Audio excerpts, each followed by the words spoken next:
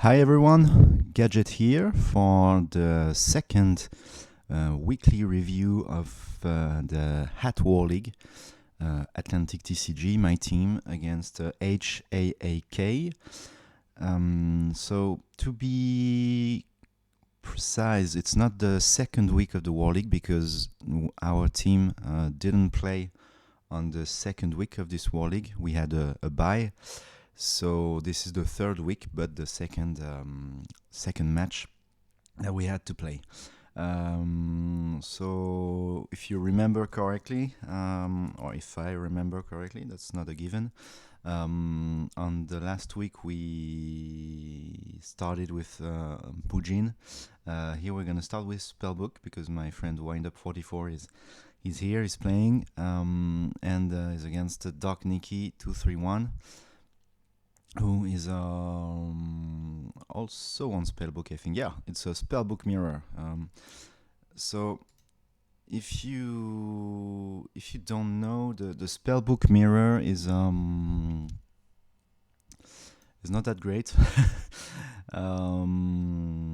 Yeah, it's not a great mirror. I think because it's very tempo based. Everyone is just playing their game. So yeah, summoning priestess, no wisdom inside, so the bottom is gonna be very good. But then you can go for blue boy power, but still no wisdom. So yeah, I mean, if you don't have a wisdom, what can you do in this matchup? That's why this card is so good. You can always keep a spellcaster in rotation, and here I've let it play out because they're both doing the same plays. So there was no point in me going to the play by play. But you can see here that the fact that Windup had the wisdom to protect one blue boy from the torrential. And the fact that Nikki didn't have a wisdom to protect the priestess or the blue boy from bottomless or Spellbook of Fate, really changes the game, because now, yeah, sure, the pressure that is applied by Windup is not overwhelming, but Windup will have a monster already, plus a Book of Moon that can search for whatever it wants, because Blue Boy can also trigger when flip face up, which is not something that Nikki has. Nikki here counts on the top deck, so obviously he's gonna draw 2 per turn thanks to tower, but yeah, still it's not looking great. And that's why wisdom, to me, when I say it, no, it's not gonna, because yeah, tower pops in this format, yeah, obviously. So he's not even gonna have tower, because Windup search for tower to pop the tower that cannot. Yeah, so here they have yeah.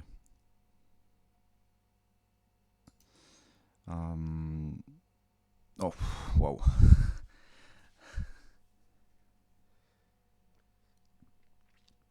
So there's a great top deck here, a blue boy. Like, I don't think he could have had a better top deck. Yeah, it's a great top deck. Gets him fully back into the game, because now, yeah, he can search the tower, deny the second draw for Windup, who can then, that's why I said it was not a great mirror, because they're both doing the same plays at the same time, and the first one to stick a tower wins, basically. And you can see that even if Windup drew the world, I think he's in much better shape than Nikki here.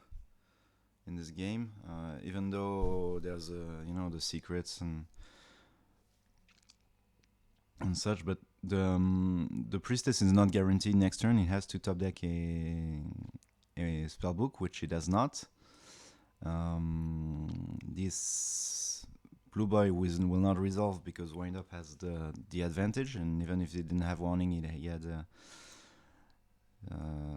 had a Findish that was hit by Typhoon. So yeah,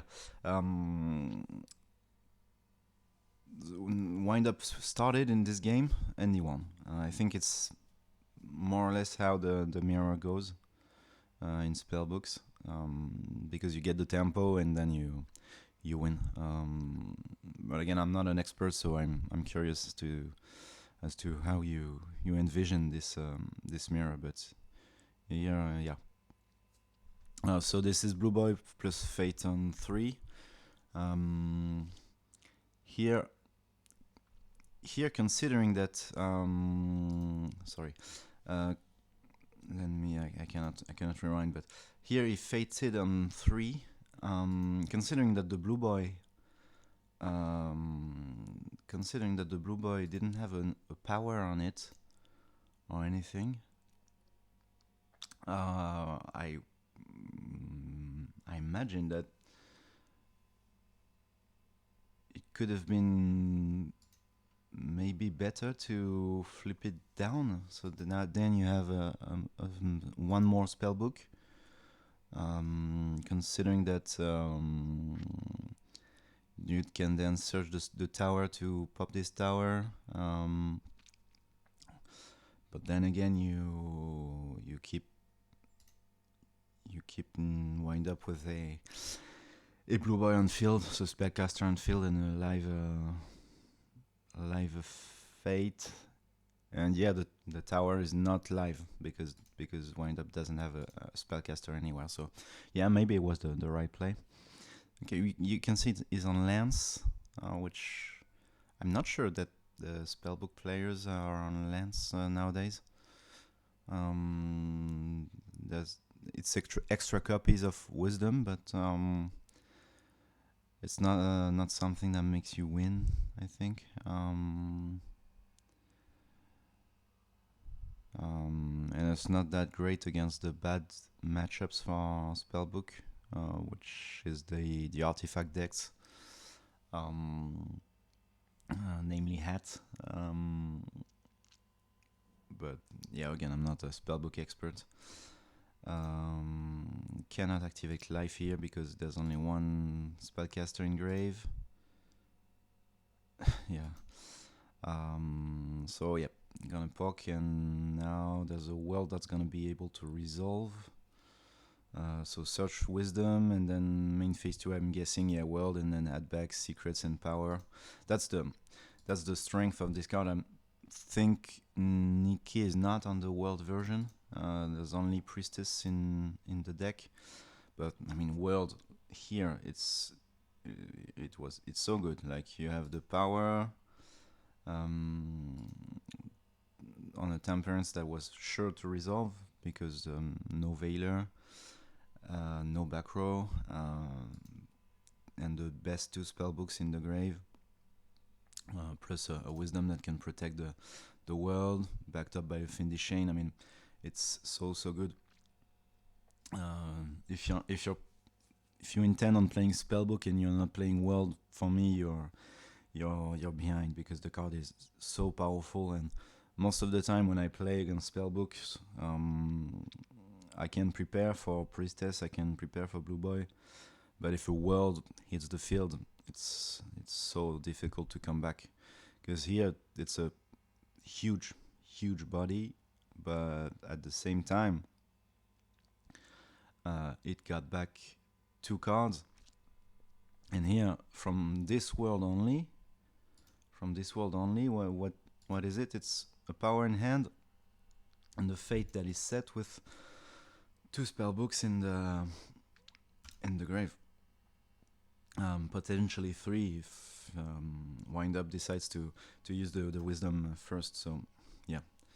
So Nikki's gonna summon Priestess, but you see here, maybe it was the right play to flip down the blue boy when it got attacked instead of banishing the blue boy, because it would have guaranteed a secret and wouldn't lose to Warning or Findishane or something like that. But yeah, we wouldn't have lost to Findishane because he had Lens and Wisdom. But yeah, it's something to consider, I think. Here there's Wisdom. You're gonna chain, but yeah, still. So let me explain why Nikki admitted defeat here. So the priestess, the mistake he made for me is that the priestess didn't target the world.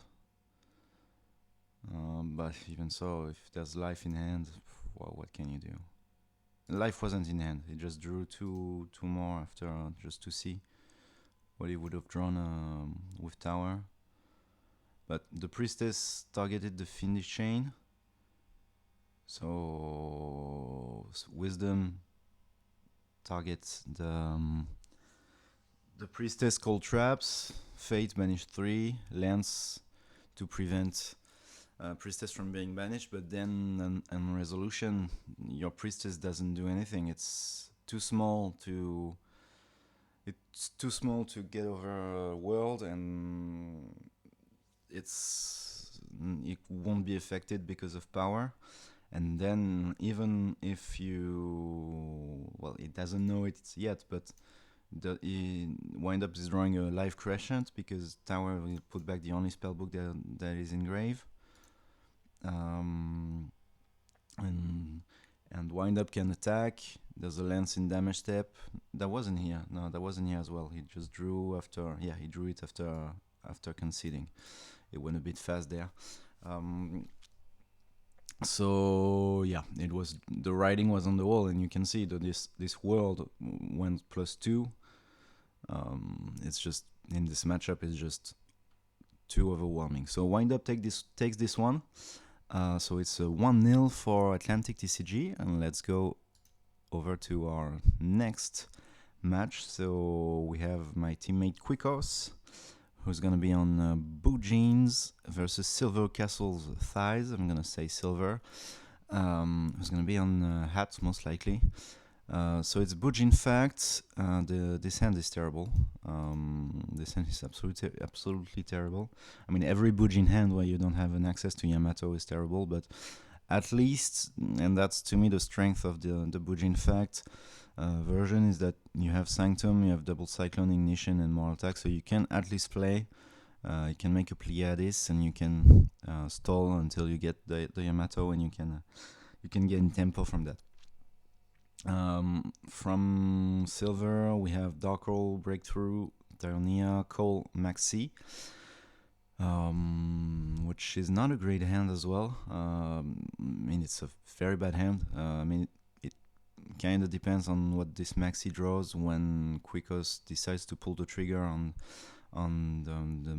the artifacts, if he does, because that's not really a given that he will be pulling the trigger if Silver doesn't make it so that Quicos pulls the trigger. So yeah, set 4. Here I think you normal summon the turtle. Why? Because if you draw next turn, if you draw Crane or Hare or any other little Bujin, you can normal summon the other one and make Susanoo, and then you have the access to Yamato. So I think there's no point in hiding what you're playing, even when you get a Susanoo profile picture.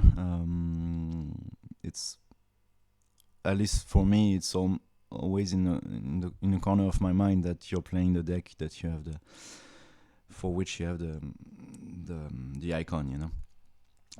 But I think there's no reason to keep the turtle in hand. You normal summon it, and then next turn, if you draw a Hare, you have the possibility to play a Susanoo. So yeah. Um, so silver draws a card D, which is going to get normal summoned, I would assume. There's no point in keeping it. Okay. It's interesting because there's definitely no shot that this resolves, but at the same time you have a maxi and a dark hole, so you don't really care if your opponent goes all in into one card D with more attack, for example, because you can draw a card of this, and then you have dark hole if Quikos overcommits and goes into big attack with Sanctum. This is two special summons, so a maxi that draws two. Or I mean, Quikos could change his mind and just go for one more attack, but still it's one draw and you have a dark hole. So yeah, maybe I think maybe I would have committed to the card, make my opponent have it, and then I have dark hole to quell any.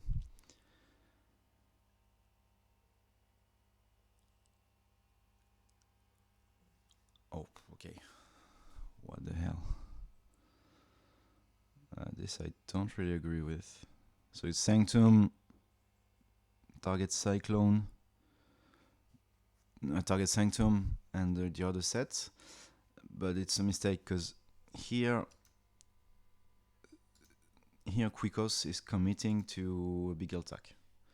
So running into Maxi like head first. He's committing into a big attack.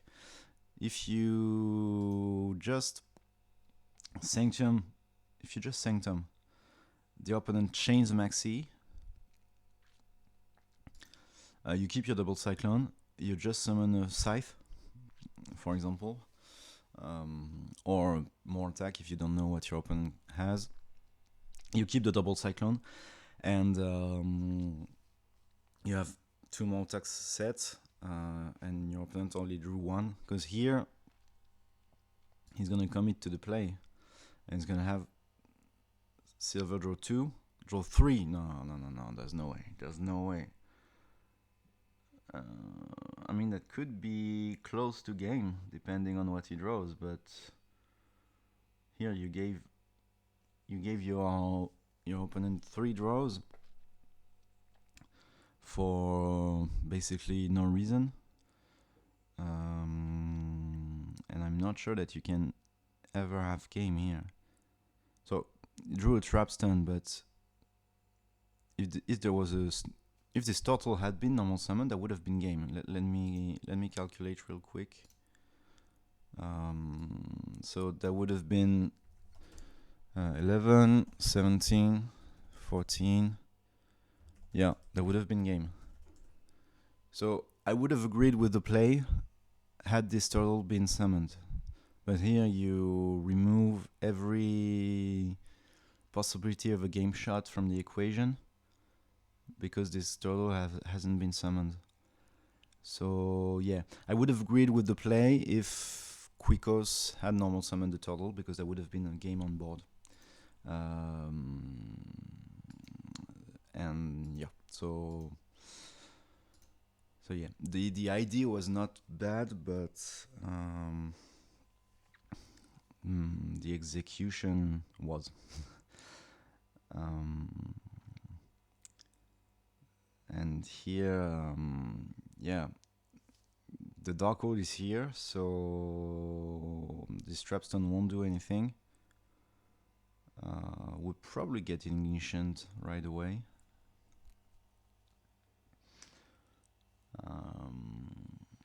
And Quikos can make Pleiades, but Pleiades doesn't do anything in the face of dark hole.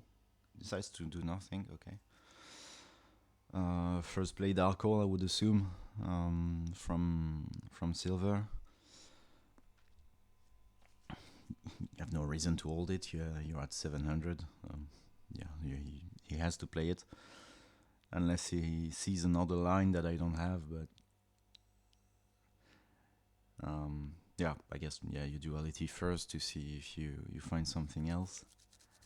Here, There's no way this maxi gets any further value. If you so this maxi Beagle breakthrough, to me it's the Beagle. Okay, so that indicates to me that he wants to ignition the trap stun and then dark hole in case it's an artifact. But yeah, as I said, this maxi doesn't hold any more value because you're playing against Bujin on one card, no banished. This set card is gonna get obliterated by ignition, and then you're gonna dark hole the whole board. So there's no way that this maxi gets any value. So yeah, you're better off taking breakthrough skill. I guess it's not a bad thing. I think I would have taken the big old tag to guarantee me an ignition play. But yeah, if you're it's probably gonna ignition. Okay, it's not gonna ignition. So if you're not going to activate ignition, yeah, I think I would have taken the, because let's say there's a normal summon. This is a wiretap, which is almost the case because it's because here it's lost. Here Silver lost a game that if it was the big attack that he had taken. So unless I'm missing something, Silver has lost the game because this is a trap stun that will hit the Sanctum. Granted, Quickos doesn't activate trap stun in draw phase, and doesn't wait for Sanctum to be activated. But this ignition that pops this, if it's an artifact, okay. If it's Sanctum, okay. Like you have Dark Hole, you don't care, and you have no cards on the field, so you don't care. If it's ignition, okay, you skip your battle, you weren't gonna attack anyway. And this card still hasn't drawn two. Yeah, like there's no reason. For me, you activate ignition on the set, you set more attack, I guess. And whatever the result is, you got rid of a back row. If it's an artifact, you have Dark Hole to get rid of the whole board. If it's Sanctum, you don't care. If it's ignition, you don't care because you weren't gonna attack, and you have a clear path for a card that can draw two. And then you have Sanctum, bottomless, and breakthrough skill. So yeah, to me there was no reason to play it like that. And it's still gonna play the card, but yeah, it's if Quickos doesn't activate this trap stun way too early, it's won. All Quickos has to do here is normal summon Honest and attack, which is easy to say because we see the back rows and we know that none of them interact with Honest because they're trap stun. But I feel like Silver had the game.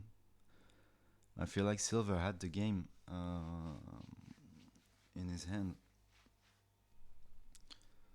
Okay, no, you can play it like that. You can ignition, so he has to chain. Yeah, okay. I missed that. I missed that. I'll admit it. I missed that play.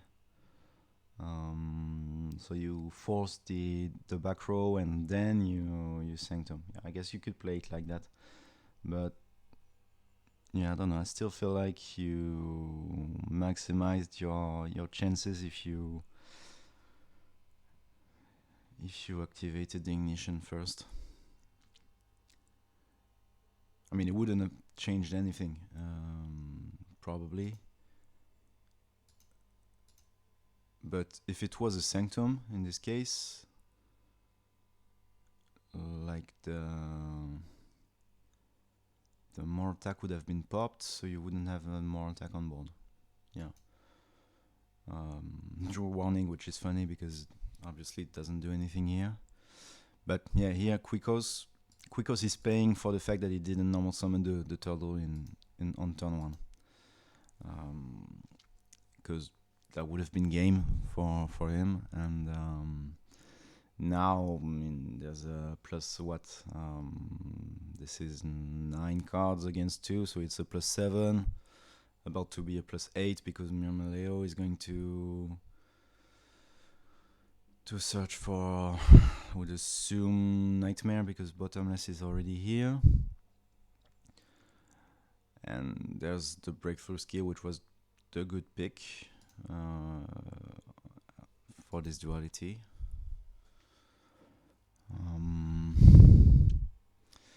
So yeah, there's no way. There's no way Quickos gets back in this for me. Because Sanctum here can be activated. Or can it? Because I don't know if Quickos was still on the full artifact package in here, or he was on the artifact package that is very, very small. There's basically one big old, two moral. Might be because this is sus. But this is Cowboy. Yeah, this is Cowboy and this is Cowboy and this is game. So yeah, it's too bad because the idea of letting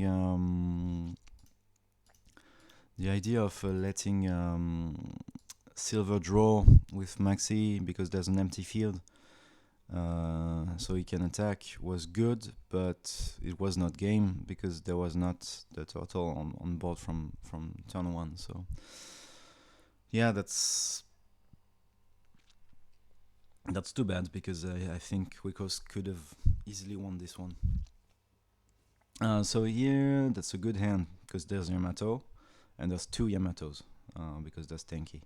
Here you activate tanky because you're against hat, so there's double cyclone and there's ignition, so there's less chance of it resolving on the next turn. You grab Yamato. Not sure. I'm sure. I think you grab Yamato here to have a backup because it's easily removable during your turn. So you can normal summon the other one, and you're not going to. So during your next turn against artifacts, there's a big chance that it's going to get removed.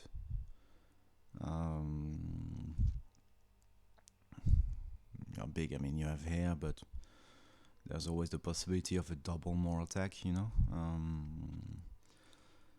And Mikazuchi with no Yamato on board is kind of bad. I think if you're not fully set up, you search for the double Yamato. Here you can even search for the other Yamato, normal summon this. I mean, you can do display regardless, but you can normal summon the Yamato and search for another one, discard the turtle, so you have already Mikazuchi, but I'd rather guarantee the second Yamato. This is a very bad duality.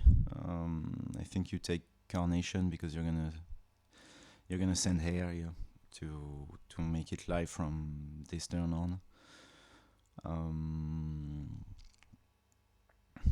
Set 2, yeah, no reason to hold the call. Bluff something. There's no heavy in this format, so that's why this format is good, because there's no heavy.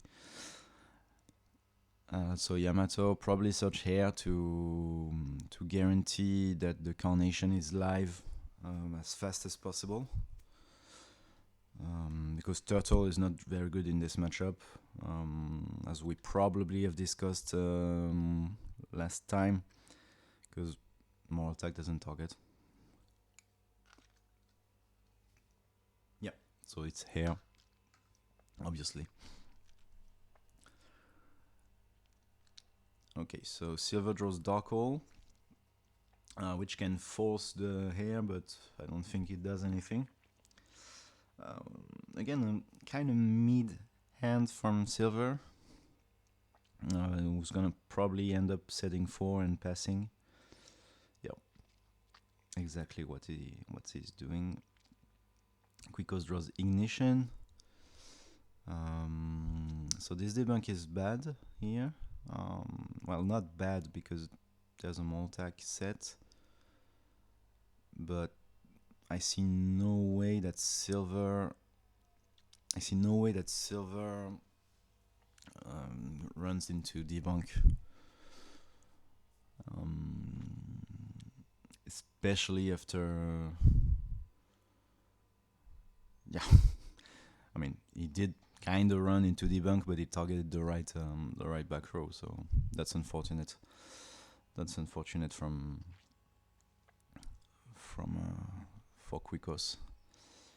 So the moral attack, and here you activate it.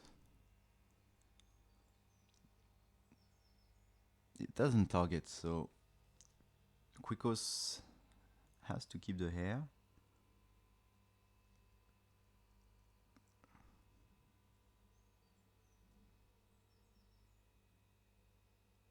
I mean, you can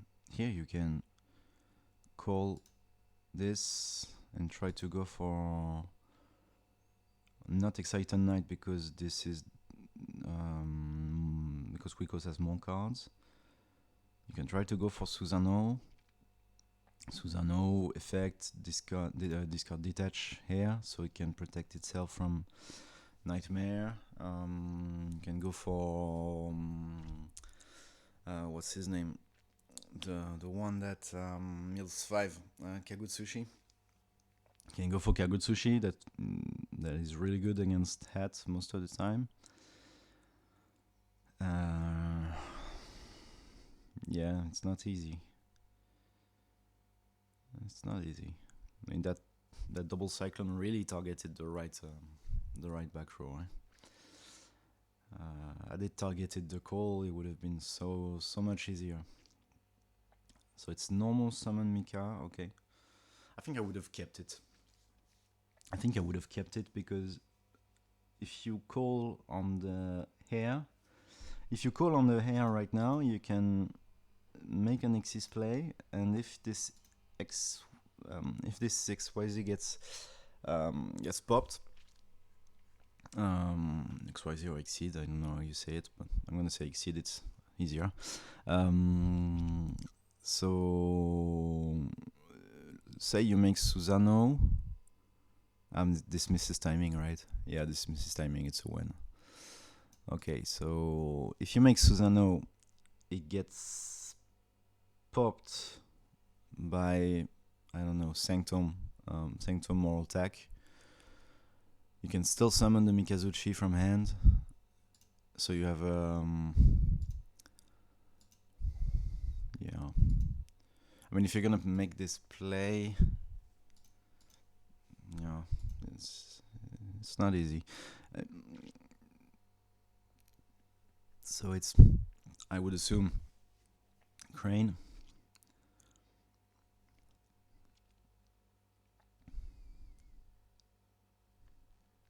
I mean, maybe here the play was, I don't know if he's playing it, but maybe here the play was just overlay, make Tsukuyomi, attempt to discard the hand. You said the Carnation, obviously. Attempt to discard the hands, it gets nightmared, so you can hair. And then, yeah, then the Sanctum that kills it. But it's revives something, I think, Tsukuyomi. So there's 2 Carnations in hand and the Crane. Silver knows the whole hand. Would assume that he knows the whole hand because there was a set card that could well be a Carnation that is a bluff. But yeah, forces out the hair with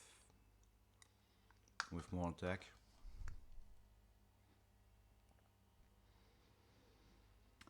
And yeah.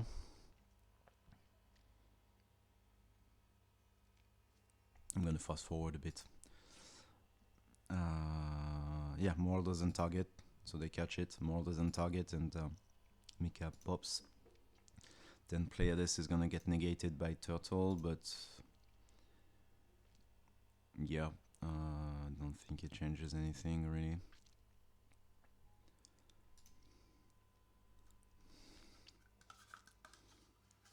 And here you don't attack, I think. I think you don't attack with Play this because you know there's Carnation in hand. And you don't really have anything to protect. And anyway, there's Crane in hand, so you don't attack. You know it. So Quicos is in a strong position here. The fact that there's Carnation makes it a really, really strong position.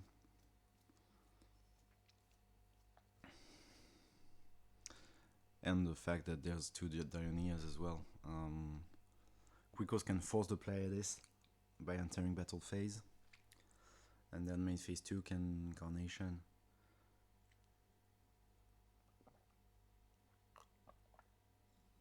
In phase 2 he can Carnation and then normal summon a Yamato. So without ever having used Crane. So I think it's kind of good position to be in.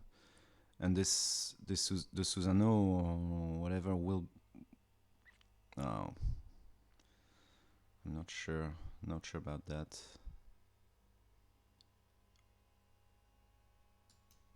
What happened?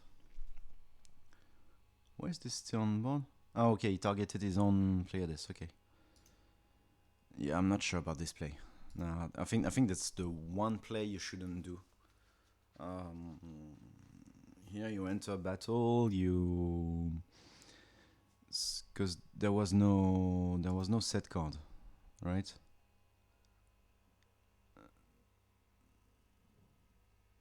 There was no set card at that point. Sorry, I pressed fast forward a bit too fast. There was no set card at that point, so I think you force the battle phase, you attack, and you sit on your Yamato, I think. Because if it's fire hand, you can just pitch hair and it doesn't get popped. If it's ice hand, you have more attack. That gets no value, but that is a monster. You can keep the call. Yeah, I don't know. I don't know about that. Because here you don't have any Bujins left in the gray, so there's a Hirume plus a Crane that is dead. And the coast was clear as well, so you could have very well just forced. You could have very well forced the Pleiades on the Yamato because you have Crane in hand. Excuse me, and Silver knows it. Yeah, and then main 2, if Silver bounces the Yamato or bounces his Pleiades, you just sit on Yamato and you wait. I think this on a HIIK, it doesn't do anything here, and it's just gonna get obliterated. Hard to say by the hands. This is a BTS that doesn't do anything. Silver slow rolls it. I can see it. Draws a more attack, the big attack, which is unfortunate. But here, then again, what does Honor Arc do? It just paralyzes your Carnations. Yeah. And you have to attack in 2, so you can use it in main phase 1.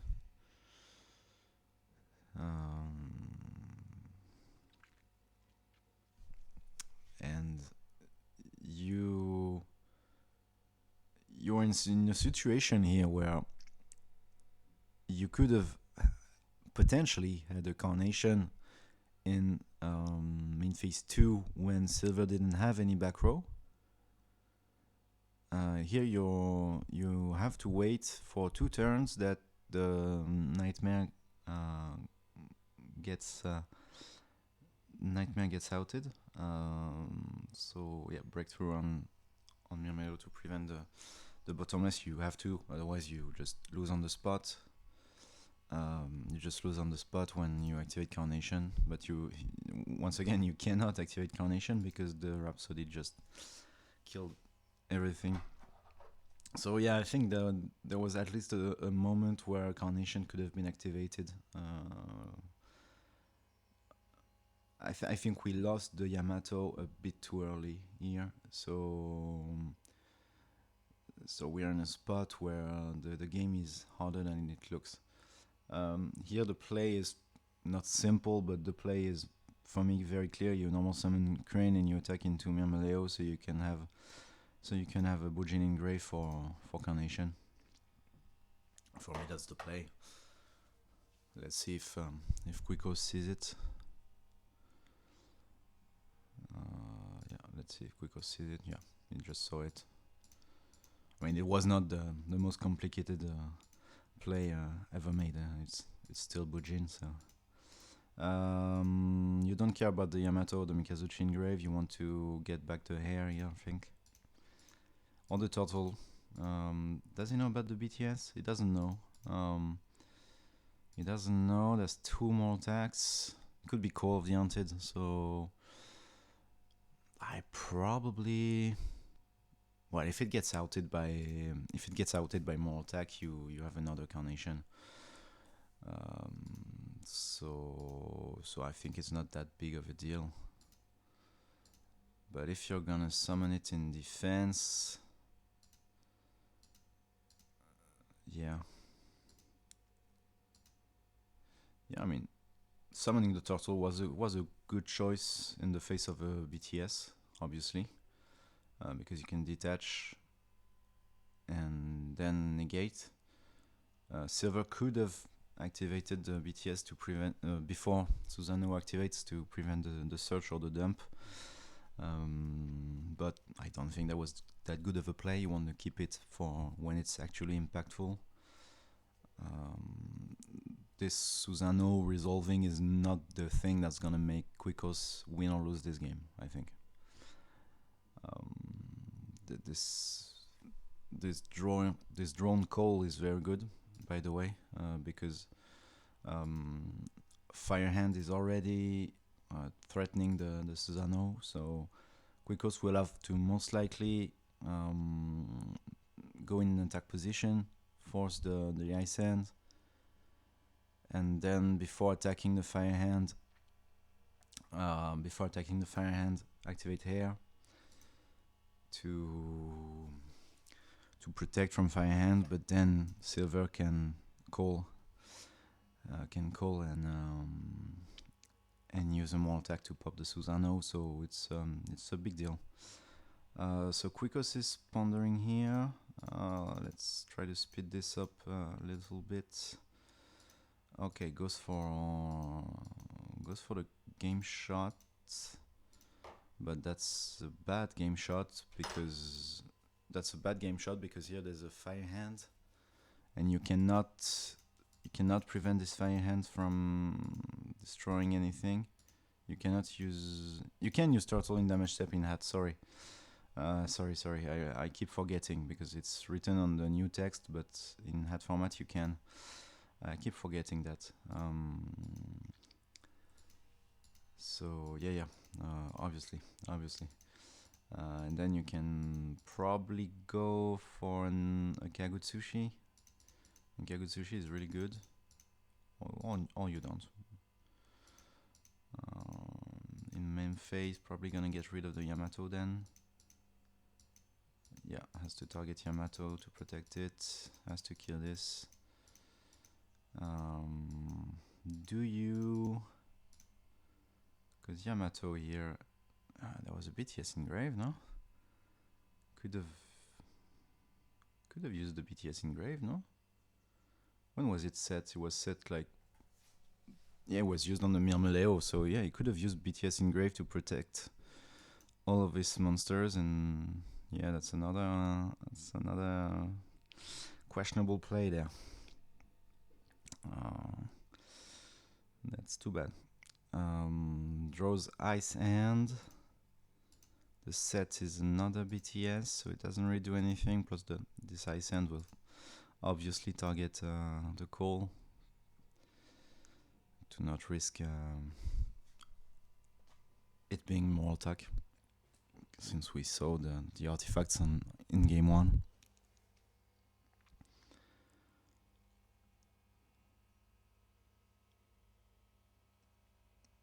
So silver is thinking.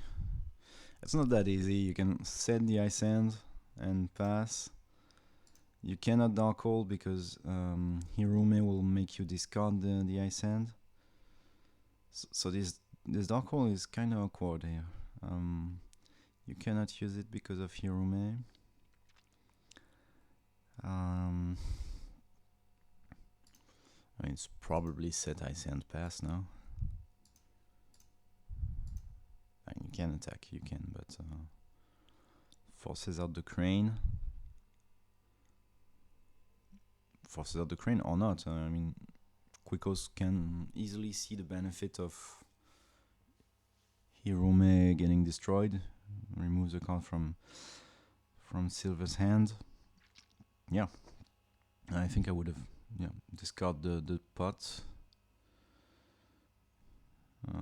You discard the pot and then Silver discards probably this dark hole, I'd say. Yeah, the ice hand, okay. So that means it probably wants to activate the dark hole to get rid of the whole board. Quicos cannot activate Carnation because Silver doesn't control a monster. But I mean, at the same time, it's not in a great position. It's not a great position to be in. And those BTSs that look very bad in this matchup. I mean, not in this matchup, in this position. You know, like normal summon crane, you have BTS, like you're watching. You're watching helplessly. So yeah, draws Diddy Crow. Wiretap.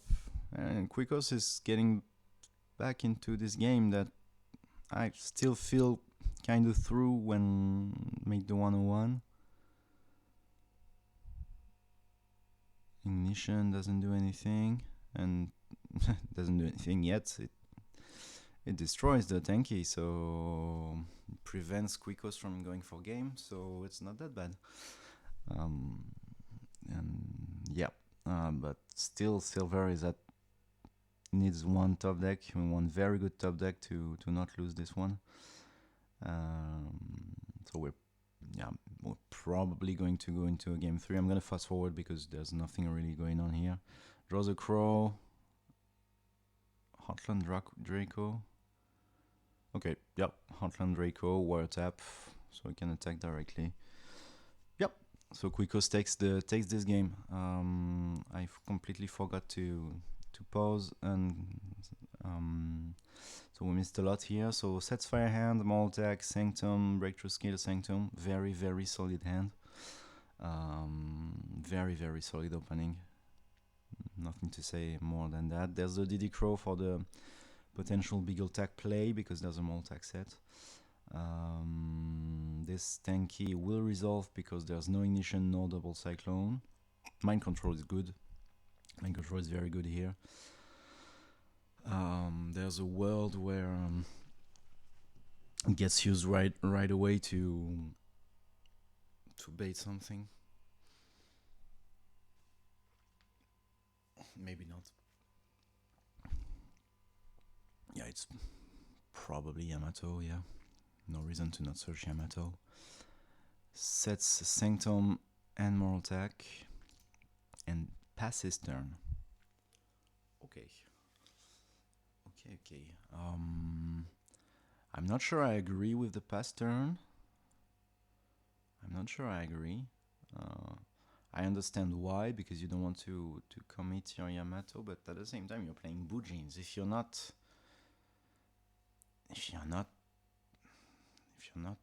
summoning Yamato, what are you doing then? Because Sanctum Moral Attack is strong, but it's not your deck. You're playing Bujins. I think if you summon Yamato and you try to play, huh?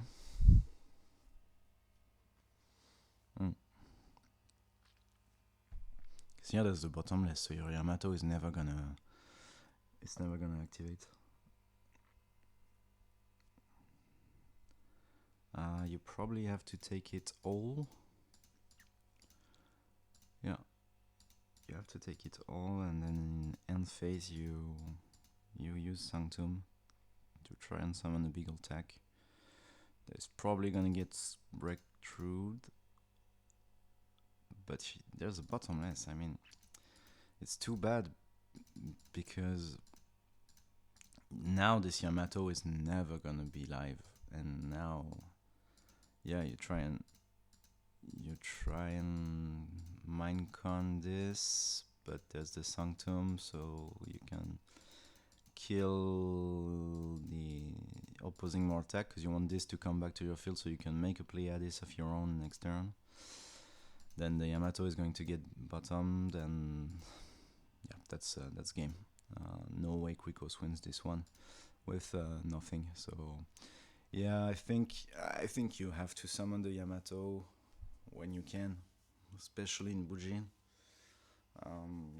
But the opener was very strong. It's very hard to gain back tempo from this opener. Like for breakthrough, the breakthrough would have gone on the artifact no matter. The Yamato would have been negated by breakthrough, and then during Silver's turn, the breakthrough in Rave would have negated the big attack. So the breakthrough would have been insane value here, would have negated two cards. So yeah, a bit too strong for Quicos there, but it's too bad because he managed to win game 2, but the game 1 I think he should have won. He should have won with the missed OTK as we saw. So that's 1-1 for neither team because it's 1-1. So yeah. So we're gonna have Whiplash against Little Mist. Whiplash, my teammate, and Little Mist for HIIK. I was on Girgia with a strong opening with 2 entraps and two traps. Here it's as we see it's artifacts. I'm not gonna spoil the whole deck because this presents artifacts and the DD Crow. There's a breakthrough skill. I mean, this really looks promising because you can see that there's a lot of responses from Whiplash, and a lot of responses from Little Mist as well. So let's see how this plays out. Armor, probably gonna attempt to search for Accelerator. I'm not sure if letting it go through is the right play. Like you could, but you can let it go through, but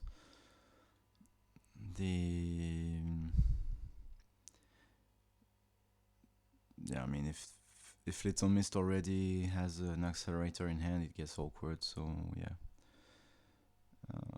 but it's just gonna play it slow, make an arsenal, and not even make the arsenal, just set back the armor and keep the arsenal in hand. Yeah, okay. Not play into torrential, which is right because there's a torrential in hand. Even if there's a soul charge, not playing into torrential. Yeah, keep it slow. Your opponent doesn't do anything, so there's no reason to be ultra aggressive. Here Whiplash kinda has to play because there's obviously nothing going on for him. Get the artifacts out of the deck and try to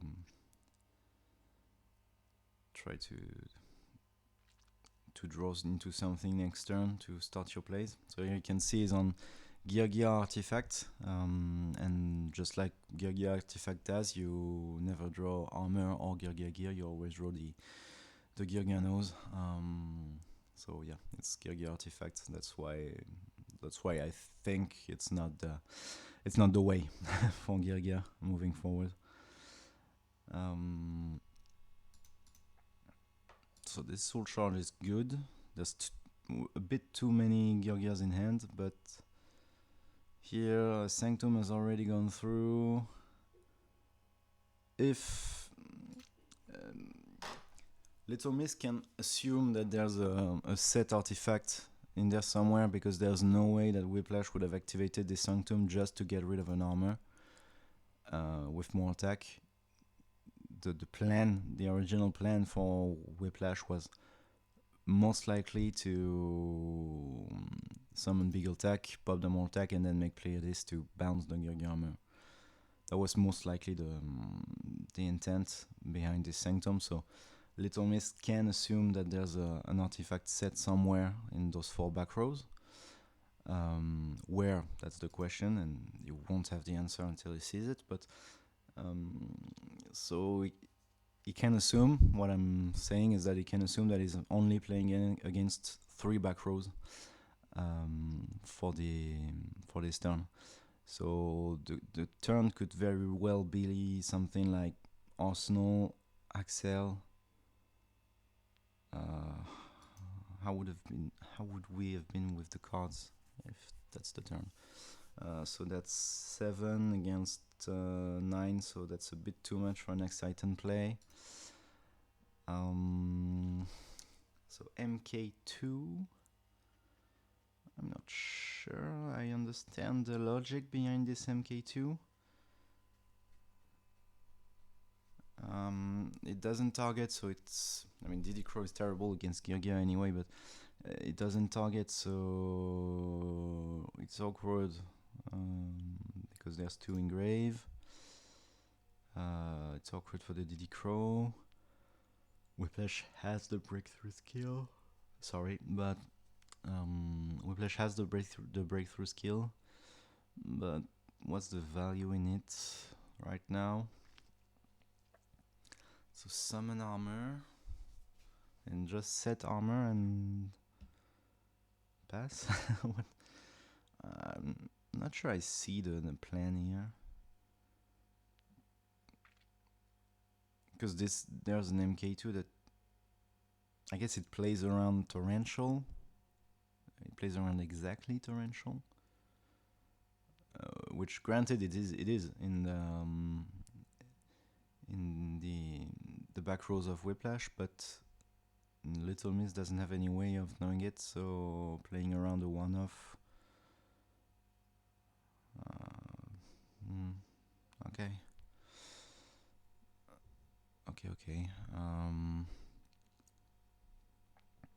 This MK2 doesn't do anything, no? If I'm not mistaken. Like, okay, it is here and it will go to grave for Gear Gigant. But it's not the original Gilgano, so you don't really care if it's... since it's not the original Gilgano, like the one that tributes itself, you don't really care if you have it engraved or not for Gear Gigant, because it doesn't hold any value on its own if you don't have the other level 3 in hand to make a Nexus play. Sorry. Like if it had been the original one, like you could tribute it, summon Gear Armor, summon Accelerator, and then you had you could even have made Gear Gigant, attacked the more attack, and then Gear Gigant effect, and search for the MK2 to have the Geargiano and the MK2 to make a Nexus play on the next turn. But here there's only a Geargiano in on board. Well, I guess that's one more monster than he would have had if he had just summoned the Arsenal. So yeah, I don't hate the play. I'm not sure that it's the play that was the best. You know, if you know what I mean. Because this is a great card. I mean, MK2 is a great card. It can help you get back into the game. And it's kind of sad to see it not thrown away, but yeah, the energy is here. Because here you could have had it to try and reborn armor and get back. Yeah, you're gonna have to play an Arsenal. So torrential here, so the soul charge is gonna go nuts. It's it's a soul charge for 4 most likely. Um, I see no reason for not doing it. You've just seen torrential. You're safe from artifacts because you have finished and breakthrough and DD Crow. So I see no reason for not doing it and not doing it for 4. Only 3, okay. Armor into Arsenal. And he says okay. I mean, why hold the DD Crow? Like, you're playing against a matchup where DD Crow is bad already.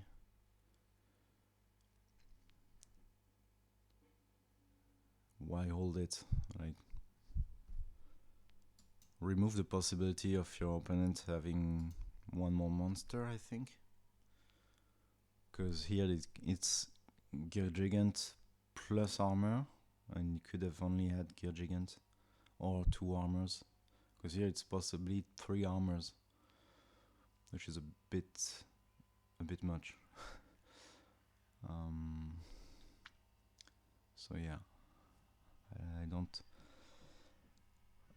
really know. I don't really know why we hold the DD Crow. Because this is 2 armors, and here Little Mist is going to. Yeah, Little Mist is going to DD Crow. Because here, if we DD Crow, sure, there would have been 2 armors on field regardless, but there would be an arsenal less. I mean, against Soul Charge, but yeah, Whiplash was on nothing, really, the whole game, so a bit too difficult. I'm gonna fast forward for the siding, and then yeah. Whiplash is going to go first. We see Moltec, Arsenal, Accelerator, Moltec, Armor, Ignition, and that's heartbreaking because there's Soul Rain in Little Mist's hand with Armor, BTS, Swear Tap, and Nightmare. So obviously, Soul Drain, is very bad into Girgia. Because Girgia sides it, so obviously it's bad into the matchup. Like, Girgia doesn't really care. The only thing that it negates is the effect of Accelerator and the effect of Gigantics. But it's not, for both of those cards. It's not the effect that is the best effect on the card. So yeah. But here, against a hand that will probably look to kill his own more attacks, Soul Rain possibly very, very good.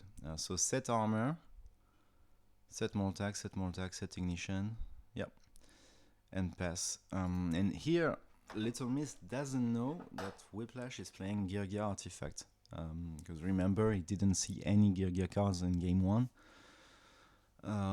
So Little Mist probably assumes that this is Fire or Ice Hand. I mean, if I didn't see any other cards than artifacts game 1, and I was in Little Mist's shoes, that's probably what I would assume. So yeah. Sets the 4 cards and passes.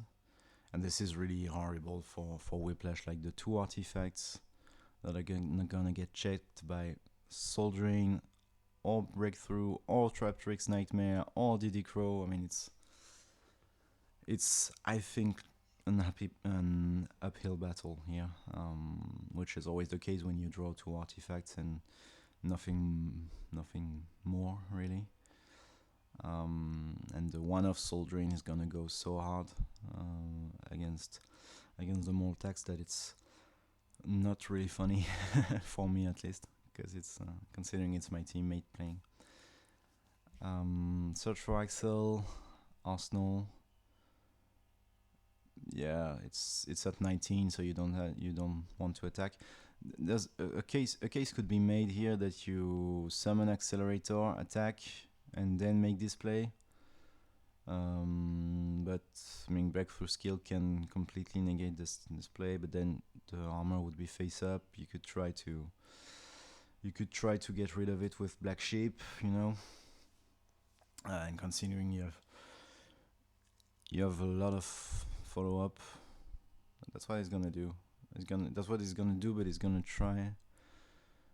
Um, he's gonna try and go into a Geek Gigant first, which is not bad. But the thing is, it misses timing. So Nightmare really is the best card against Gear for that reason, because it misses timing and you cannot summon Gear because it's in response of its effect. So the first thing that happens is the effect of Gear Gigant. The last thing that happens, would be the effect of Gear Gigant. So not the fact that it is destroyed. So no effect, and then you have no other choice than to summon Accelerator, and this Soul Drain is a bit superfluous, actually, because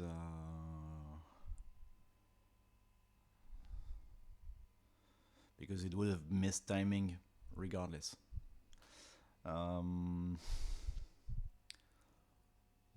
Do you ignition the Soul Drain? That's the question. I think you do, because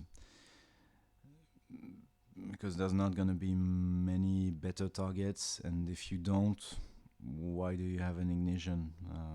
That's the question you have to ask yourself. Maybe they're not gonna catch that it misses timing, which is unfortunate because it changes a lot of things, and I think Little Miss forgot. That he had the Diddy Crow, or maybe wanted to use it on the Girgiano. That makes sense.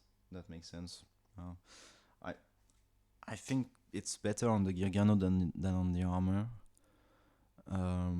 because then the other Gear Gigant, when they get outed, they don't have their effects. But here, Whiplash looks in a strong position, but at the same time,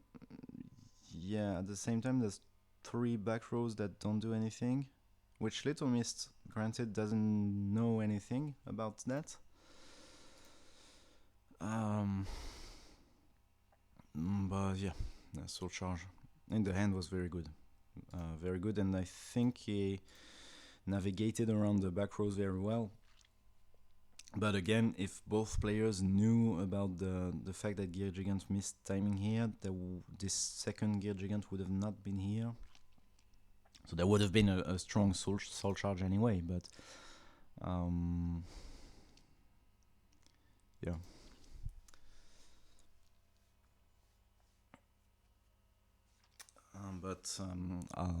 have you know that Soul Charge is a good Yu-Gi-Oh card, in case you didn't know. Yeah, and our card's gonna pop the armor. Yeah. I think the turn was really strongly played by Whiplash. Like, played around a lot of back row accordingly, I think.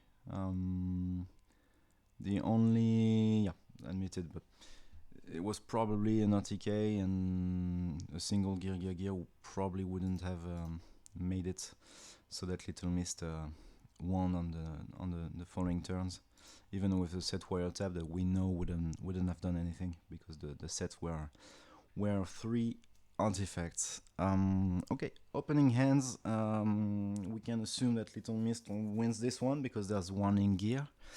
And Whiplash opened both more attack and little gears, so doesn't look great for Whiplash here. Probably set your 3 traps and then pass turn. Draws more attack.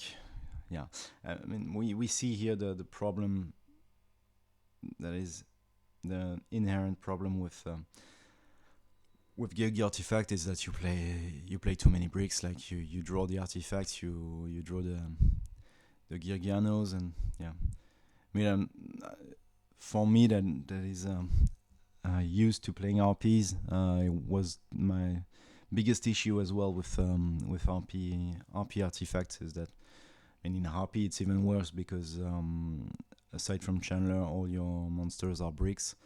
So you're playing like, you know, 7 to 9 bricks in your deck. That is too many. That is too many.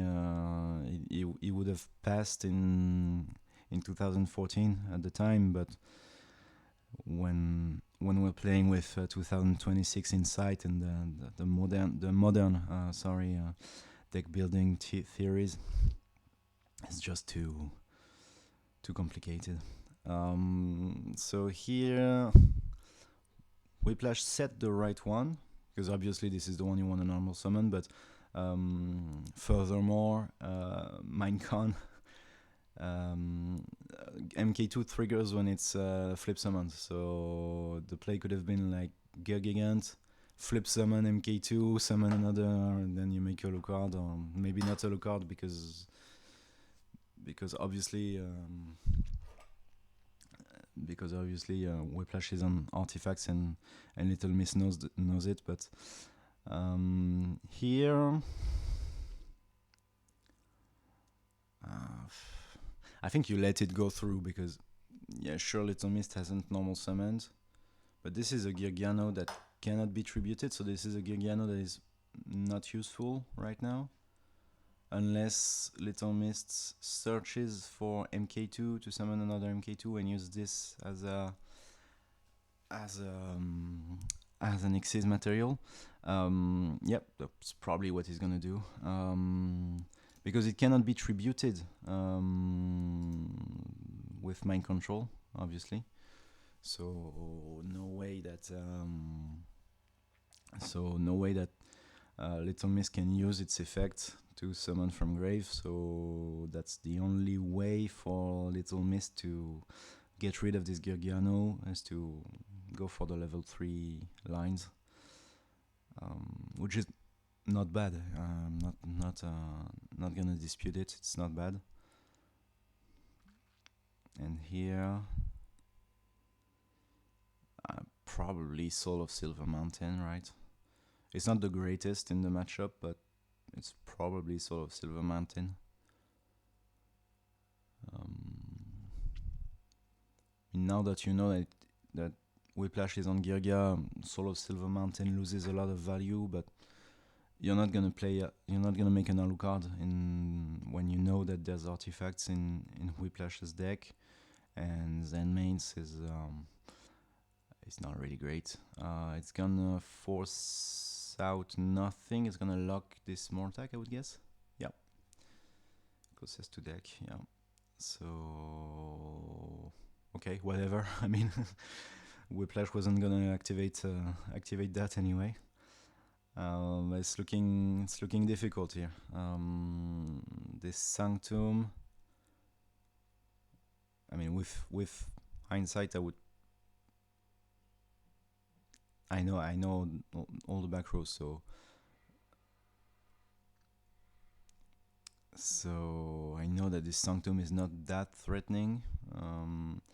You don't warning here.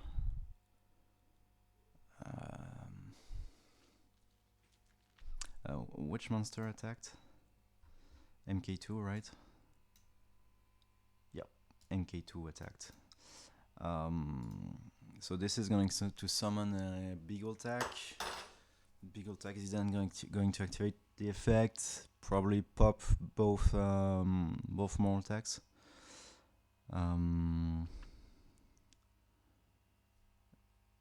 Yep. If Sanctum is negated and destroyed by warning, it pops a card on field.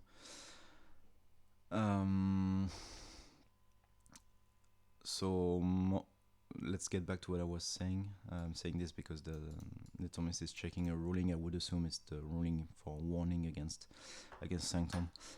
So let's go back to what I was saying. Here Whiplash can summon Beagle-Tack, pop both more attacks, and then chainlink 1, chainlink 2, chainlink 1 more attack, chainlink 2 more attack, and then you can warning one of them and make bottomless on the other one.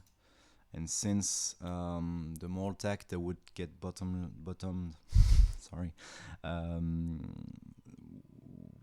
would be chaining 1. Gear Gigant wouldn't miss timing here, so you can summon. So Little Mist would be able to summon its Girgiano and then make Zen mates probably in main phase 2. So yeah, probably how it goes. I don't see a world where you let your artifact opponent get 2 more attacks on board. Especially if you have a bottomless to out the 1, and then you don't really care about the big attack because you can out it later. Yeah. I mean, can you out it later with your hand that is only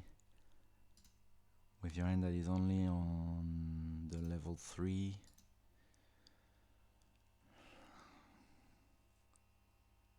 Yeah. Yeah, I mean, there's no world where you let this Mortag go through without playing bottomless, because if Whiplash goes for Tiras, this bottomless is useless.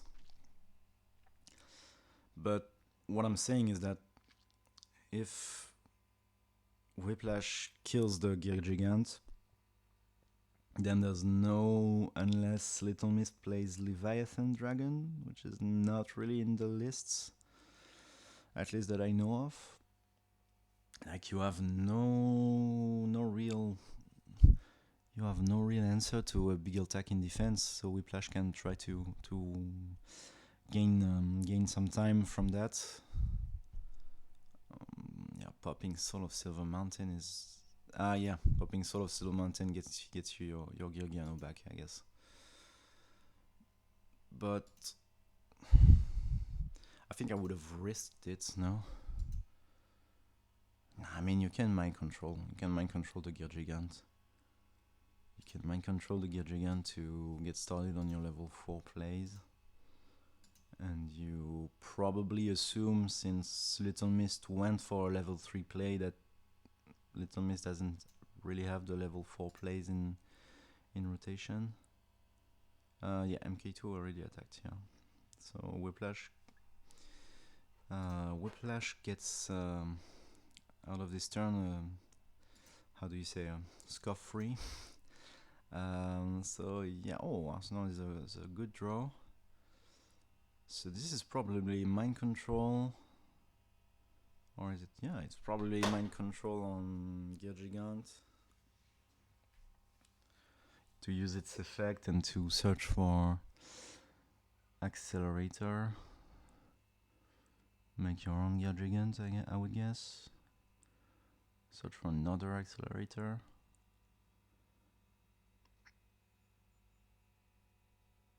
Yeah.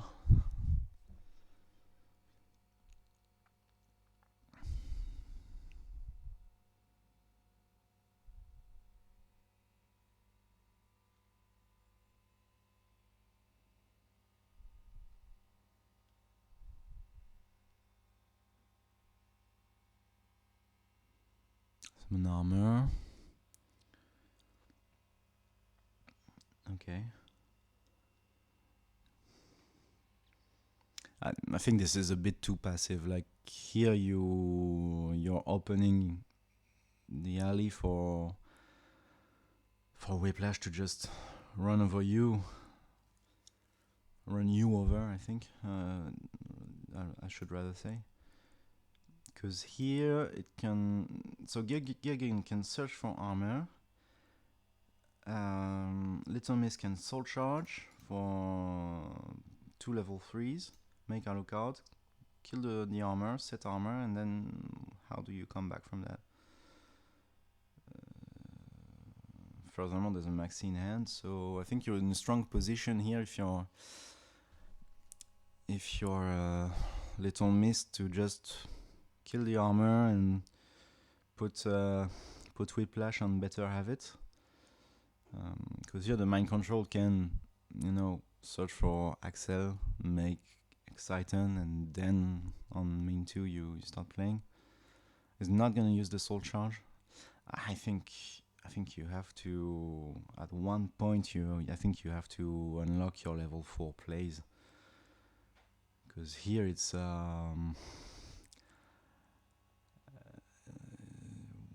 you don't have any other level 4. I mean, sure, it plays better into mind control. It plays better into mind control. It plays better into soul charge because Whiplash would have less life points. So yeah, I can see that. It's not terrible. But here, there's while it has excess material. Okay. What I'm checking is, sorry, I'm gonna pause. What I'm checking is that does Silver Mountain need to be on board, to be still on board to trigger? Like if it crashes into Alucard, can you special summon from grave?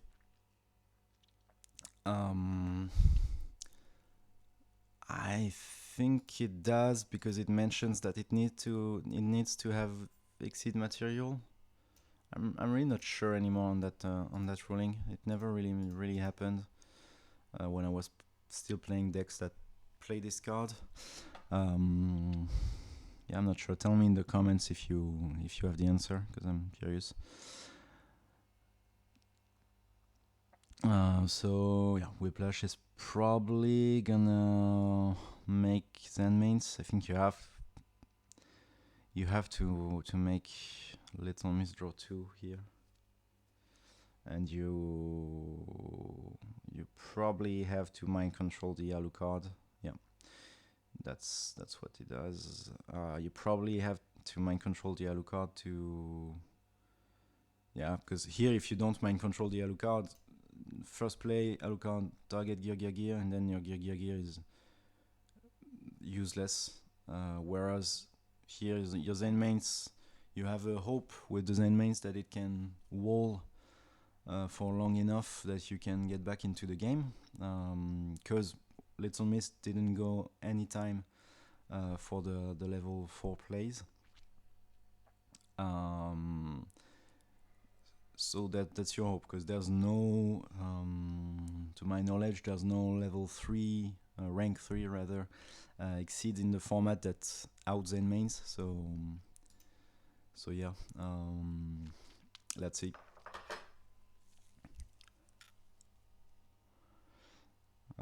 I think that's the play. I mean, you have no reason to. I mean, you have a reason, but you have debunks. So if it's an artifact, you don't care. If it's Sanctum, it won't be destroyed if Whiplash chains it. But if Whiplash doesn't chain it and tries to destroy something, I mean, your other card doesn't do anything, so you're okay with it popping, and your Gear Gigant will spawn something else. So I think you're pretty fine. With it.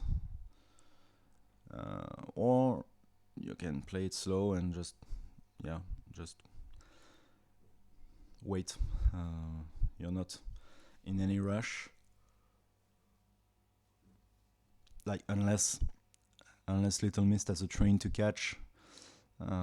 He's in a very strong position here, so no reason to rush. Obviously, you can just set your cards.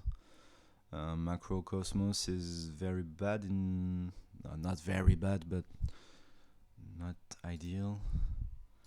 I mean, that's also one of the arguments in favor of Gear Artifact, is that it makes it so that your opponent wants to play a lot of bad cards against you, the Gear part of the deck. Like Macro and Soul Drain, they are not great cards against your main engine. They're good against your second engine, and then your second engine, you don't see it that often. Yeah, it's a bit strange that this gear was not activated, by the way. It's a bit strange. Maybe Whiplash doesn't have any more targets, because there's 2 Girganos already. Maybe there's only 3 in the deck, and maybe there's one, or maybe there was one that got sided out. But here with the Zen mains in attack, I think that Little Mist has a game shot. Like Alucard to be safe, to pop the back row. Arsenal.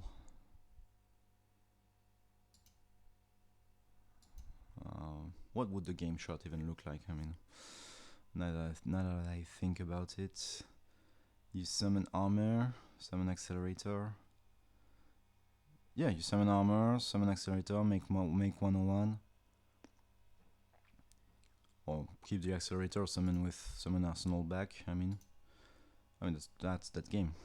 Because we know this is nothing. We know this will not. This is now in attack, so it gets 101.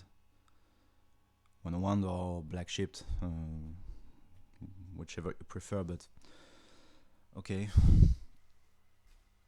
I mean that this is game. Why are we delaying game? We're not delaying game, but we are toying with our food right now. Because just 101 and then armor sets itself and you attack, it was game. Like, this is toying with your food by making the bad play. In the end, it doesn't change anything because Little Mist won, but if you're going to play it like this black ship is a Gear Armor, this Gear Gigantix is a 101, and then you just Zen mains, you take the Zen mains, you have 39, Whiplash is at 36. This back row doesn't concern you because you have Wiretap, Debunk, and Macrocosmos. So you can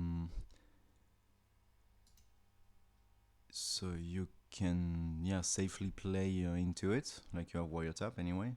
So I think the only relevant card in the format that gets outed is Book of Moon. So maybe you play around Book of Moon, but yeah, I think if you want to play around Book of Moon, you use the Alucard, target this, chain Macrocosmos, and then I think you win. Or no, don't chain Macrocosmos since it's debunk. So yeah, in the end it doesn't change anything because Little Mist won it, and this is still perfectly valid way of playing it. But if you keep the armor in defense, and you have here a 101, it's game regardless, and you can stay with an armor in defense. In case you don't game, which granted is bad into mind control, but this card Little Miss has no way of knowing it is mind control, and generally you don't hold a mind control for this amount of turns like Whiplash just did. So yeah, a bit strange. So it's 2-1 for HIIK, and we're gonna see the next match, which is gonna be the last one of the video, because I was supposed to play in this round and won for a no-show. My opponent was not available for playing. So this is going to be Galaxiax D versus OSS 117, OSS 179, and OSS doesn't stand for Original Sinful Spoil, just so you know. So Galaxia plays Mermail, opens Abyss Lead, which we love to see when we play Mermail. Obviously, it's the best card to open, as you all know. Tidal, Allure of Darkness, Megalo, and Sphere is gonna go first. So there's gonna be another card, which is a Breakthrough skill. So that's a very bad hand. Entirely dependent on this Sphere resolving. So it can summon Lind that summons a Pike, and then Pike summons searches for Undyne that gets this allure online probably, and you discard Lead obviously because that's the one you want to summon with Gund because it's a big boy. And OSS is going to play Lightsworn Ruler, and in true Lightsworn fashion, this hand sucks. So let's go. So yeah, probably set Sphere and Breakthrough and pass from Galaxia. I don't think there's another play. I mean, you can set and try to hit a controller with Allure, but I don't think the odds are in your favor there. So yeah. The only play that OSS has is Summon Trooper Mill 3. It's a cost, so Breakthrough has no relevance. Hits Ruler and Honest. Ruler, Lightsworn, sorry. So yeah, hitting a Lightsworn is always good, and hitting 2 lights is good as well because you have the Diabolos that needs 5 lights with different names. Here, still attack into Lind. It doesn't change anything really. Probably yeah, make the play that I mentioned. Discard lead, and search for Gund or Undyne because you have the allure. I think the Undyne is the better play. And OSS is probably gonna set 3. Could keep the lens. Draw controller. I hope for Galaxia that is playing 2. Otherwise, it's pretty unfortunate. Yeah, it seems like he's playing 2.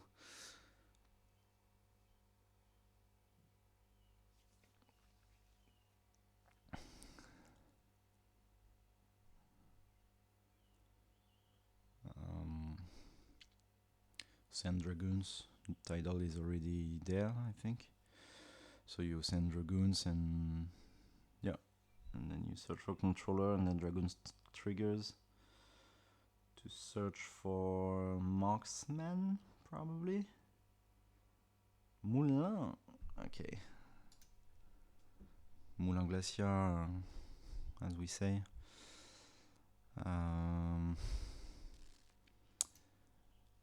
Yeah, on paper it's good, but if it's Wyvern and then a Needlebug, it's like 3 Lightsworn, a Dragon Ruler, like we know Lightsworn is capable of. It can be terrifying. But is there a way? Yeah, there's a way. Just Megalo discards Tidal and Undyne. The second Undyne is probably useless now that we drew a controller. I don't think Galaxia is on 3 controllers. You can Megalo, discard 2, make Undyne. Not make Undyne, special Moulin. Sorry, it's hard for me to say it. Moulin Glacier. It's always call it Moulin. It's because Moulin is a French word. It means moulin. So that's breakthrough skill. I don't agree with this breakthrough skill. This is a breakthrough you want to use against Megalo. You wanted to use it against Megalo first to prevent him from searching Sphere. I think here your win con is with such a terrible hand. Your win con is that Moulin Glacier discards Wyvern and Lance, so you have Diabolos in hand, and your Needlebug is just the biggest Needlebug in history. Because here this is if Megalo tributes Undyne, then Tidal banishes both Undynes to special summon itself. Okay. It's a strange. This was game. This was game. Let's see. Sorry, because this cannot attack. Let's pull up the calculator once again. So let's say Trooper Mill 3. Then you you have very far. You're very far from game. Because let's say Megalo tributes Undyne. You keep the trooper and the title. You have 2000. You have 44 just with Megalo. Let's say I'm not sure if it's game. I'm not sure. And then it's 7,000, and then Moon Glacier it's 9. It's over 9,000, and then Abyss Pike. Yeah, so you have 11,000 on board, and you trade it right now. Maybe I don't have the vision, but you're trading that for less than game. I must admit, I'm very confused. Like, you're playing against Lightsworn. There's no back row in Lightsworn. You don't want the draw. You don't want. Yeah, maybe there's Rainbow Koribo, but whatever. I mean, because this is strange, man. Okay, the Invoker in Mermail is cool. I must admit, even though it makes it so that Pike misses timing, it is cool. I must admit. But yeah, I mean, OSS's hand was so bad. Okay, but here, yeah, Dweller, that was not game. We calculated. Big Eye cannot attack, so it was not game. Even if Moon Glacier had 500 more, it was not game. So I'm a bit confused. Was it? Let's bring out the calculator once again. So it was a 2-2 plus 16 plus yeah, it was 1,000 off because Big Eye cannot attack. I mean, sure, you don't want to risk. I can hear that you don't want to risk Mirror Force, but Lightsworn doesn't play Mirror Force. Why would it? Especially at a tournament that is supposed to be high level, like a War League. It's on common charity. I think it's cool. To see those cards. Lightsworn doing Lightsworn things with Rainbow Koribo, Soul Charge, Typhoon, and Wolf. Classic. If you've ever played Lightsworn for more than 2 weeks, you can count on the whole population of Bangladesh fingers than the amount of times you've drawn Wolf. At least that's my case. I've been playing Lightsworn in Edison for a year, and I don't know. I think I've seen Wolf more than my mom for the past year. So yeah. Undyne, Dragoon. Sorry for the tangent. So yeah, Undyne, Pitch Dragoon, Search Marksman, Steus summons itself. So it's Steus 1, Marksman 2, it's Marksman 1 to use 2. I think Marksman has to be 1. Maxi on the in-hand effect, obviously.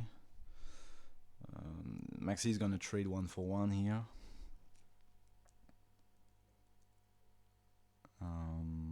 Because I don't see any universe where Galaxia is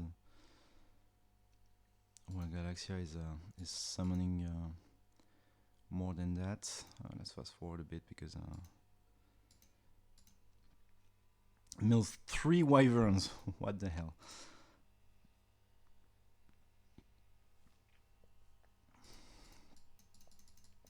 I'm gonna fast forward, obviously, and then attacks. No reason to play it otherwise. But Lumina is a great draw. He's gonna preemptively Maxi. That is horrible. Not the fact that what is horrible is the fact that there's a Maxi, so that OSS I think cannot ever get back into this game. Because all his comeback plays here,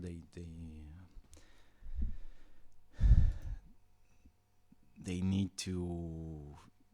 He needs to mill to mill, but he needs to special summon at least 2 times to ever come back into this.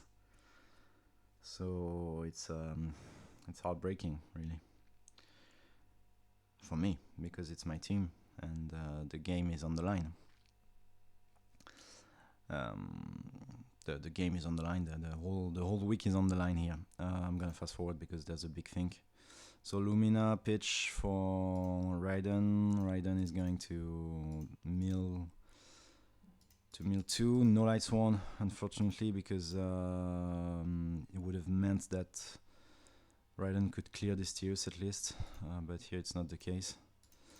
So they're gonna crash. Yeah. And mill 3 and pass turn. And common charity.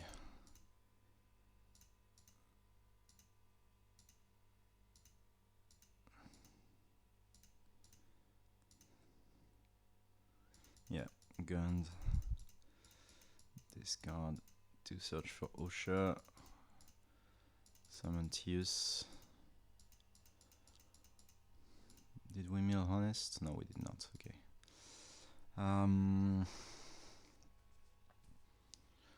Set debunk. And another Maxi. Like, man, give me a break. We have 4 Light Swans. Well, here I think it's counterintuitive, but yeah, maybe you Typhoon because you have the other one. So if it's Sphere, you can chain. So it sucks, but you can do it.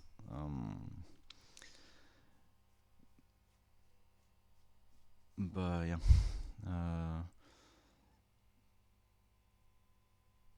So Redux will banish both the both wyverns that are attached to JD. And this is game. If Galaxia doesn't play Gauze, this is game, right? Both JDs. Summon 1 because you have 4 Light Sworn names in grave. Effect because we are not under 1,000. Get rid of the whole board. Summon JD, summon Lumina. Summon JD, summon Lumina, discard Rainbow Kuriboh. Summon Raiden. And it's game. Very clean. Very clean, and I wouldn't have expected it, to be honest. Because it really seemed like it was going in Galaxia's favor with those maxis and those draws, but maybe there was a play that Galaxia could have done to OTK more efficiently. Okay, let's fast forward for the siding and then pause once we see the hands. Okay, so for Galaxia, it's Goblinberg, unfortunate. Adder, Controller, Undyne, Dragoons, and Crow. So it's a strange hand because obviously you don't want to draw the Goblinberg in this version. You want to summon it with Invoker and then have a level 4 that you can overlay for level Volt Chain, Sand Tidal. That's why they play Goblinberg. The Undyne wants to damn Dragoons so that it can search for Mooling Glacier or anything really. And then you have the Controller that gets searched by Undyne. So this is mitigated by the fact that you drew Allure of Darkness, but it's still a funny hand, I think, because this Goblinberg doesn't really do anything. I mean, you can normal summon it, summon Dragoons, make Dweller, and then you have the effect of Dragoons, but it seems bad, to be honest. Galaxy is gonna ask the question for mistimings. It does. It does make mistiming. Like that's why we had to wait an eternity for Tin Goldfish's release for to play it in gadgets, to play it in Goldfish in gadgets, because we cannot play Goldblittenberg because the gadgets miss timing, which is heartbreaking stuff, really. So Sphere Undyne, that's a strong opening, plus the DD Crow, that's a really strong opening. Here, what can OSS do? The play is to Foolish for Wolf, normal Minerva, make Michael. Wolf gonna get crowed, I assume.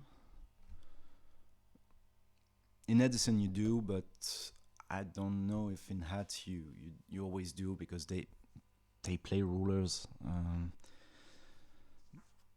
But here it's, I think you have to, because it's a one less name engrave, and probably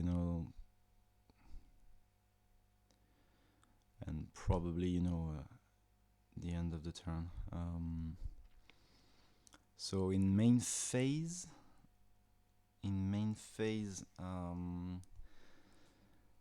Galaxia is going to Sphere. So it's in main phase. So OSS could have chosen to play a bit during the main phase, like normal summon Minerva and mill 2, which I think was the correct play, because you have Honest in hand, so you can protect it, and Galaxia might not play around it. Let's be honest. Galaxia will probably play around it, because you're better safe than sorry. But I mean, this Minerva at least mills 2 in the end phase, so you can at least play. Reading Minerva, I just noticed that it has an effect. You just have to have 8 light swans with different names to search for JD. I don't think there's 7 playable light swans, but yeah. I'm gonna pause here, because I think that once again there was a better OTK line, like summon Megalo, discard Theos and Gund, summon back Lind, and this by itself is game. I think. Let's pull up the calculator again. So that's 448 plus 26 plus. No, it's 100 shy, but you have a level 4, so you can make you can make Cowboy. So this by itself is OTK. So yeah, there's Rainbow Koribo, but I mean, go for the game shot. This Teus is it's not bad, because it can search for Turge or something, but you have Megalo, discard 2, summon back Lind. You're at the same point, but you have a bigger monster that can attack twice, and you can search for spheres or Squall, which is better than searching for Turge. I mean, anyway, you have Tidal, so I forgot about that. But anyway, you have Tidal, so that's game. But yeah, let's see. I'm gonna fast forward, because yeah, that's GG, because that's OTK, and OSS knows it. It's gonna save. It's gonna make both of the players a favor, and save them some time, because there's no way with such a terrible hand that OSS wins. So a bit of a letdown this last match, because Galaxia kind of went away with it really easily. Even though I think that game 1 there was a way to OTK that was way easier than what he ended up doing again with Megalo here as well. But the title makes it so. Let's pull up the calculator again. I'm not sure. So that's 12 plus 15 plus 16 plus 17 plus 2 6. yeah, so that's 86. So that was OTK as well, but I think it was the Megalo play was a way to OTK that got you to Sphere or Squall, and then that saved you to Waters in Grave. I don't know. Anyway, the result is the same, but I think that was the cleaner way to OTK. Anyways, that was a long one. And I'm not talking about the Sword Soul card. And even though there was only 4 matches, so lot to discuss in those ones, long matches as well. I hope that you enjoyed the deep dive into the format, and I'll see you next time for week 3 of this HIIK War League here on the Gadget Off channel. See ya!